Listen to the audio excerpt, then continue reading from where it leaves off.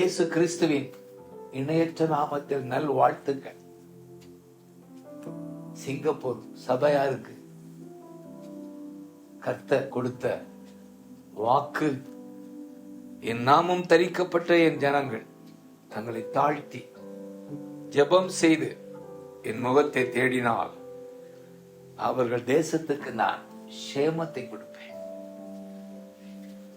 60வது independence day சுதந்திர நாளை கொண்டாடுகிற சபையாரே, ஊழியர்களே, உங்களுக்கு என் நல் வாழ்த்துக்கள்.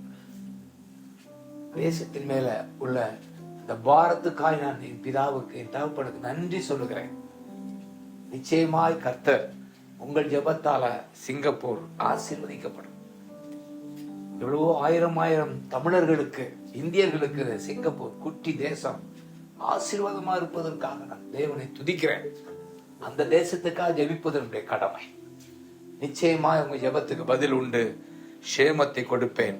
அதோடு 15ஆம் வசனம் 2 நாளாகமம் 7:15, இப்போ இந்த இடத்தில் செய்யப்படும் ஜெபத்திற்கு, ஏறெடுக்கும் ஜெபத்திற்கு கண்கள் திறந்தவைகளும் செவிகள் கவனிக்கிறவைகளுமாயிருக்கிறதுன்னு கர்த்தர் சொல்லுகிறார்.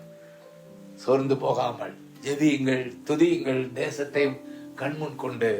காரணம், கர்த்தர் கண்கள் திறந்திருக்கிறது, செவிகள் கவனிக்கிறது. நன்றி அப்பா. நம் மனதார என் சபையார, என்னுடைய அருமை போதகர்களை ஆசீர்வதிக்கிறேன். இந்த தேசத்துக்கு சேமம் இவர்கள் ஜெபத்தால உண்டு என்பதை நான் நினைத்து களி கூறுகிறேன். உண்மை இன்னும் மகிமைப்படுத்துகிறேன். தேங்க்யூ அப்பா, thank you. In Jesus name, amen, amen, amen.